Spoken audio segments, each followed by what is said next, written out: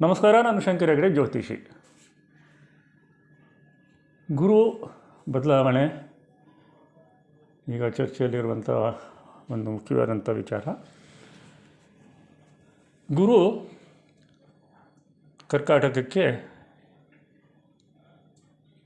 2 June 2026 ಪ್ರವೇಶ ಮಾಡ್ತಾ ಇದ್ದಾನೆ. ಎಲ್ಲರಿಗೂ ಗೊತ್ತಿರುವಂಥ ವಿಚಾರ. ಗುರುವಿನ ಉಚ್ಚಕ್ಷೇತ್ರ ಕರ್ಕಾಟಕ. ಆ್ಯಕ್ಚುಲಿ ಈ ಜ್ಯೋತಿಷ್ಯ ಹೇಳೋದು ಸಮುದ್ರ, ಇದನ್ನೆಲ್ಲ ಕಲಿತು ಮುಗೀತು ಅಂತ ಹೇಳುವಂಥ ಸ್ಥಿತಿನೇ ಇಲ್ಲ. ಬಟ್ 99% ಜ್ಯೋತಿಷಿಗಳು, ವಿಶೇಷವಾಗಿ ಟಿ ವಿನಲ್ಲಿ, ಯೂಟ್ಯೂಬಲ್ಲಾದರೂ ಸ್ವಲ್ಪ ಬೆಟರ್ ಜ್ಯೋತಿಷಿಗಳಿದ್ದಾರೆ. ಬಟ್ ಉಂಡೆನಾಮ ಹಚ್ಕೊಂಡು ಬರುವಂಥ 25 ಸರಗಳನ್ನು ಹಾಕ್ಕೊಂಡು ಮಣಿಗಳನ್ನು ಹಾಕ್ಕೊಂಡು ಬರುವಂಥ ಜ್ಯೋತಿಷಿಗಳು ಹೇಳುವಂಥ ರಾಶಿಫಲ ಏನಿದೆ ಅದು ಜ್ಯೋತಿಷದ ಮರ್ಡರ್. ಅದರಿಂದಾಗಿಯೇ ಜ್ಯೋತಿಷ ಸುಳ್ಳು ಅಂತ ಹೇಳುವಂಥದ್ದು ಜಾಸ್ತಿ ಆಗ್ತಾಯಿದೆ. ಯಾಕೆಂದರೆ ಇರುವುದೇ 12 ರಾಶಿಗಳು. ಈ 12 ರಾಶಿಗಳನ್ನು ನೀವು ಜಗತ್ತಿನ ಸುಮಾರು 600ಕ್ಕೂ ಹೆಚ್ಚು ಜನಸಂಖ್ಯೆ ಇರೋದಕ್ಕೆ ಡಿವೈಡ್ ಮಾಡಿದರೆ ಒಂದೊಂದು ರಾಶಿಗೆ 50 ಕೋಟಿ ಮೇಲೂ ಜನ ಬರ್ತಾರೆ. ಎಲ್ಲರಿಗೂ ಒಂದೇ ಆಗತ್ತೆ ಹೇಳುವಂಥದ್ದು ಪ್ರಶ್ನೆ. ನೋಡಿ, ನಾನು ತೋರಿಸ್ತಾ ಹೋಗ್ತಾ ಇದ್ದೇನೆ ಏನೇನೆಲ್ಲ ನೋಡಬೇಕಾಗತ್ತೆ ಅನ್ನೋ ಗೋಚಾರದಲ್ಲಿ. ಮೊದಲು ಜಾತಕದಲ್ಲಿ ಮೇನ್ ಜಾತಕ, ಅದನಂತರ ವರ್ಗಕುಂಡಿಗಳು, ಅಲ್ಲಿರುವ ಪ್ರಾಮಿಸಸ್ಗಳನ್ನು ನೋಡಿ, ದಶಾಭುಕ್ತಿಯನ್ನು ನೋಡಿಕೊಂಡು, ಬಾಕಿ ಟೆಕ್ನಿಕ್ಸ್ ಎಲ್ಲ ನೋಡಿಕೊಂಡು, ಪರಾಶರ, ಜೈಮಿನಿ, ಮೃಗು ಎಲ್ಲ ನೋಡಿಕೊಂಡು ಕೊನೆಯದಾಗಿ ಗೋಚಾರಕ್ಕೆ ಬರಬೇಕಾಗತ್ತೆ. ಗೋಚಾರದಲ್ಲಿ ಕೂಡ ಹೇಗೆ ಅಂತಂದರೆ, ಗುರು ಬಗ್ಗೆ ಮಾತಾಡೋಣ ಇವತ್ತು. ಗುರು ಸಂಚರಿಸುವ ರಾಶಿಗಳು. ಸಾಮಾನ್ಯವಾಗಿ ಗುರು 1 ವರ್ಷಕ್ಕೆ 1 ಮನೆಯನ್ನು ಚೇಂಜ್ ಮಾಡ್ತಾನೆ. ಈಗ ಒಂದು ಗುರು ಅತಿಚಾರನಾಗಿ ಸಿಂಹರಾಶಿಗೆ ಹೋಗಿ ಮತ್ತೆ ವಕ್ರವಾಗಿ ಕರ್ಕಾಟಕಕ್ಕೆ ಬರ್ತಾನೆ. ಆ ನಂತರ ನಾವು ನೋಡಬೇಕಾಗಿರುವಂಥದ್ದು ಭಿನ್ನಾಷ್ಟಕ ವರ್ಗ, ಪ್ರಸ್ತಾರ ಅಷ್ಟಕ ವರ್ಗ, ಸರ್ವ ಅಷ್ಟಕ ವರ್ಗ, ಕಕ್ಷ ನಕ್ಷತ್ರಗಳು, ಅಂದರೆ ಯಾವ್ಯಾವ ನಕ್ಷತ್ರದಲ್ಲಿ ಅವು ಗೋಚಾರ ಮಾಡ್ತೇವೆ ಅಂತ, ಸೇರುವ ಗ್ರಹಗಳು. ಉದಾಹರಣೆಗೆ ಈಗ ಗುರು ಬಂದು ನಿಮ್ಮ ಒರಿಜಿನಲ್ ಜಾತಕದಲ್ಲಿ ಯಾವ ಗ್ರಹಗಳಿಗೆ ಸೇರಬಹುದು, ಅಥವಾ ದೃಷ್ಟಿ ಯಾವ ಗ್ರಹಗಳನ್ನು ಅಥವಾ ಮನೆಯನ್ನು ನೋಡಬಹುದು. ಅದರ ಜೊತೆಗೆ ಭೃಗು ದ್ವಿಗ್ರಹ ಪದ್ಧತಿ, ಡಬಲ್ ಟ್ರಾನ್ಸಿಟ್ ಫಿನೋಮಿನಾ ಅಂತ, ಇದು ನೀವು ಅಪ್ಲೈ ಮಾಡ್ಕೊಳ್ಬೋದು. ಸಾಧಾರಣಂಥ ಜ್ಯೋತಿಷ ಬರೋರು ಕೂಡ ಇದನ್ನು ನೋಡ್ಕೊಳ್ಬೋದು. ಇದೊಂದು ಸ್ವಲ್ಪ ತೋರಿಸ್ಕೊಡ್ತೀನಿ. ವೇದ ಸ್ಥಾನಗಳು, ಶುಭವೇದ, ಅಶುಭವೇದ, ಇವೆಲ್ಲ ತುಂಬ ಕಲ್ತ್ಕೊಳ್ಬೇಕಾಗತ್ತೆ. ಮೂರ್ತಿ ನಿರ್ಣಯ ತೋರಿಸ್ಕೊಟ್ಟಿದ್ದೀನಿ ನಾನು ಆಲ್ರೆಡಿ. ಇದನ್ನು ಸರ್ವತೋಭದ್ರ ಚಕ್ರ, ಅದೇ ಒಂದು ಸಪ್ರೇಟ್ ಸಬ್ಜೆಕ್ಟ್. ಅದು ಈಚೆ ಜ್ಯೋತಿಷ್ಯನೂ ಹೌದು, ಆಚೆ ತಾಂತ್ರಿಕನೂ ಹೌದು. ನವಾಂಶದಲ್ಲಿ ಯಾವ ಸ್ಥಾನ ಅದನ್ನು ನೋಡಬೇಕಾಗತ್ತೆ. ಆಮೇಲೆ ರನ್ನಿಂಗ್ ಏಜ್, ಭೃಗುಚಕ್ರ ಪದ್ಧತಿಯಲ್ಲಿ ಇದನ್ನು ನೋಡಬೇಕಾಗತ್ತೆ. 1ನೇ ವರ್ಷ 1ನೇ ಮನೆ ಲಗ್ನ, 2ನೇ ವರ್ಷ 2ನೇ ಮನೆ ಲಗ್ನ, 13ನೇ ವರ್ಷಕ್ಕೆ ಮತ್ತೆ 1ನೇ ಮನೆ ಲಗ್ನ ಆಗುತ್ತೆ. ಅಲ್ಲಿಂದ ಗುರು ಎಲ್ಲಿದ್ದಾನೆ ಹೀಗೆಲ್ಲ ನೋಡುವಂಥದ್ದು. ಇದ್ರ ಜೊತೆಗೆ ಅವಸ್ಥೆಗಳನ್ನು ನೋಡಬೇಕಾಗತ್ತೆ. ಬಾಲ್ಯ, ವೃದ್ಧಾಪ್ಯ ಇತ್ಯಾದಿ ಅವಸ್ಥೆಗಳಿರ್ತವೆ. ಉದಾಹರಣೆಗೆ ಗುರು 15 ಜುಲೈಗೆ ಅಸ್ತನಾಗಿ ಬಿಡ್ತಾನೆ. ಈ ಅಸ್ತನಾದಾಗ ಗುರು ಸನಾತನ ಧರ್ಮಕ್ಕೆ, ಏಕೆಂದರೆ ಗುರು ಸನಾತನ ಧರ್ಮ ಮತ್ತು ಸನಾತನ ಧರ್ಮವನ್ನು ಎತ್ತಿಡಿಯುವಂಥ BJP, RSS, ವಿಶ್ವ ಹಿಂದೂ ಪರಿಷತ್ ಇವರುಗಳಿಗೆಲ್ಲ ಕಾರಕ ಗ್ರಹ. ಗುರು ಅಸ್ತವಾದಾಗ ಇವರೆಲ್ಲ ಮುಖ್ಯವಾದಂಥ ನಿರ್ಣಯವನ್ನು ತೆಗೆದುಕೊಡಬಾರ್ದು,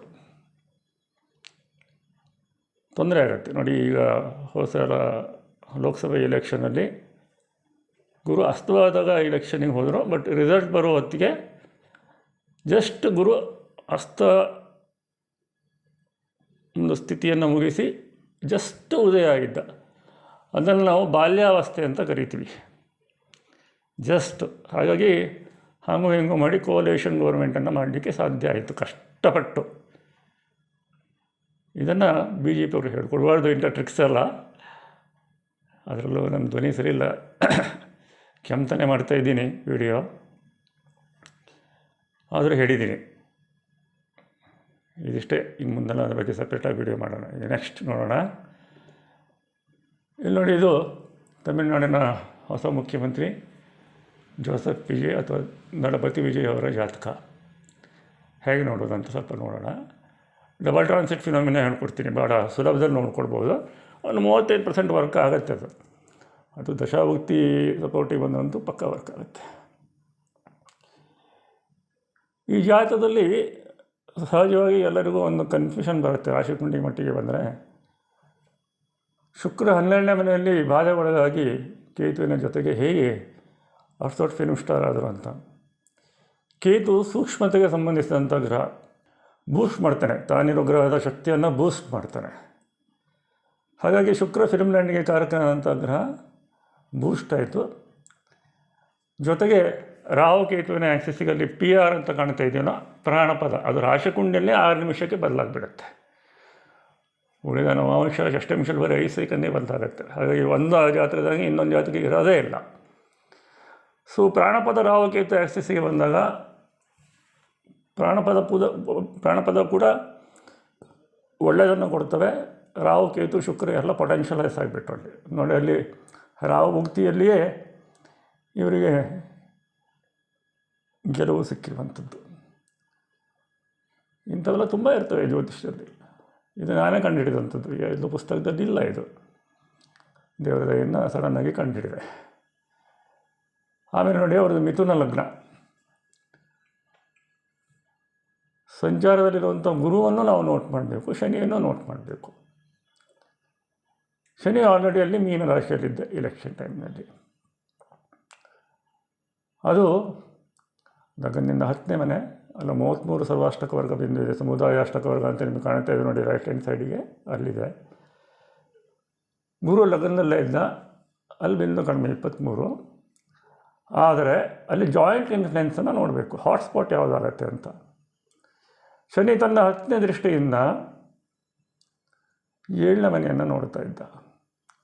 ಗುರು ತನ್ನ 7ನೇ ದೃಷ್ಟಿಯಿಂದ 7ನೇ ಮನೆಯನ್ನು ನೋಡ್ತಾ ಇದ್ದ. ನೋಡಿ ಇಲ್ಲಿ ಎಷ್ಟು ಬ್ಯೂಟಿಫುಲ್ಲಾಗಿ ಬರುತ್ತೆ.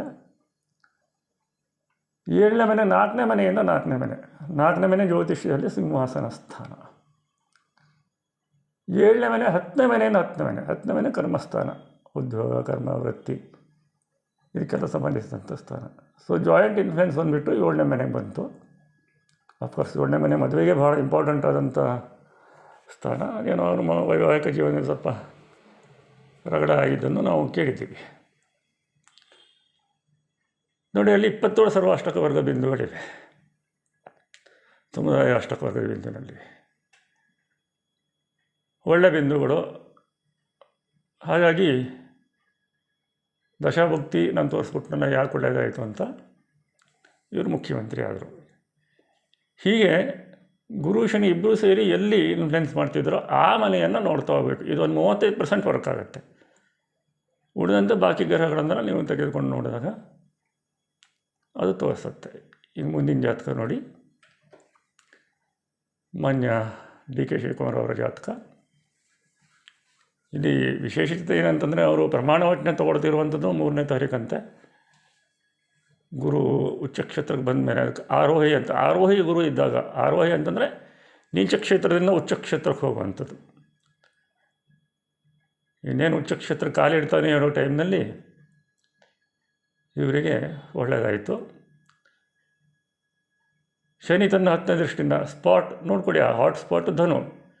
ಶನಿ ತನ್ನ 10ನೇ ದೃಷ್ಟಿಯಿಂದ 9ನೇ ಮನೆಯನ್ನು ನೋಡ್ತಾ ಇದ್ದಾನೆ. ಗುರು 7ನೇ ದೃಷ್ಟಿಯಿಂದ 9ನೇ ಮನೆ. 9ನೇ ಮನೆ ಭಾಗ್ಯಸ್ಥಾನ, ಭಾಗ್ಯೋದಯ. 5ನೇ ಮನೆಯಿಂದ 5ನೇ ಮನೆ. 5ನೇ ಮನೆ ಜ್ಯೋತಿಷದಲ್ಲಿ ಪಟ್ಟಾಭಿಷೇಕ ಅಂತ. ಪಟ್ಟಾಭಿಷೇಕಕ್ಕೆ ರೆಡಿ ಮಾಡಿಕೊಂಡ್ರು. ದಶಾಭುಕ್ತಿ ನೋಡಿ, ಶನಿ ದಶ. ಶನಿ ಧರ್ಮಕರ್ಮಾಧಿಪತಿ ಸಂಗಮ ಯೋಗದಲ್ಲಿದ್ದಾನೆ. ಜೊತೆಗೆ ಶನಿ ಶಶಕ ಯೋಗದಲ್ಲಿದ್ದಾನೆ.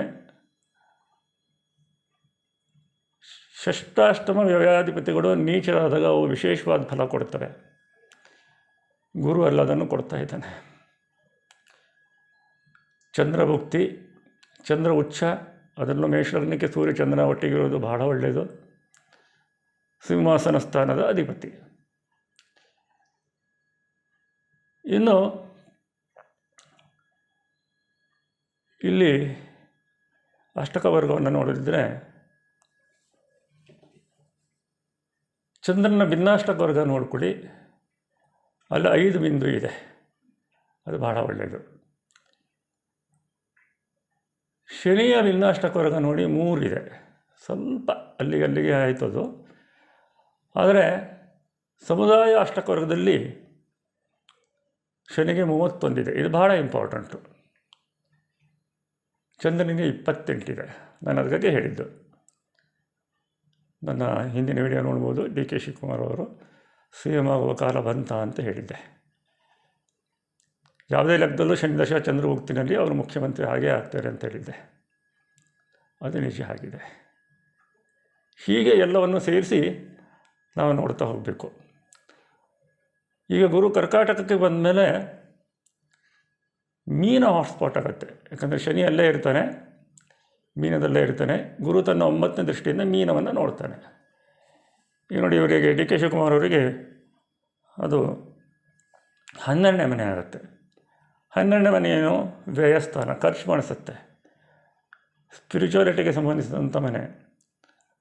ಇವು ಸ್ವಲ್ಪ ಧರ್ಮಿಷ್ಠರೆ, ಸಾಕಷ್ಟು ತೀರ್ಥಕ್ಷೇತ್ರಗಳಿಗೆ ಹೋಗುವುದೆಲ್ಲ ನಡೀತವೆ.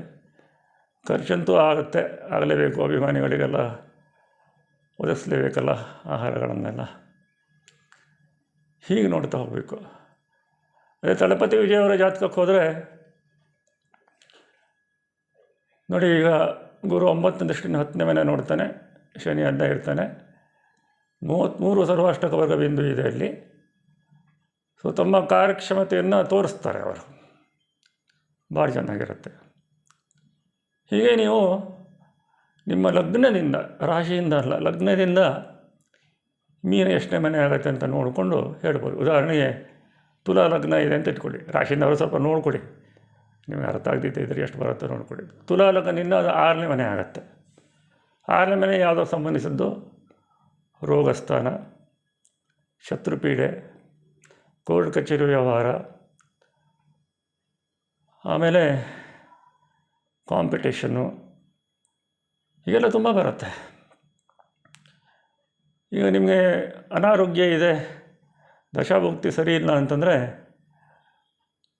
ಅನಾರೋಗ್ಯದ ಸಮಸ್ಯೆ ಹೆಚ್ಚಾಗ್ಬೋದು ತುಲಾ ಲಗ್ನದವರಿಗೆ ಅಥವಾ ರಾಶಿಯವರಿಗೆ.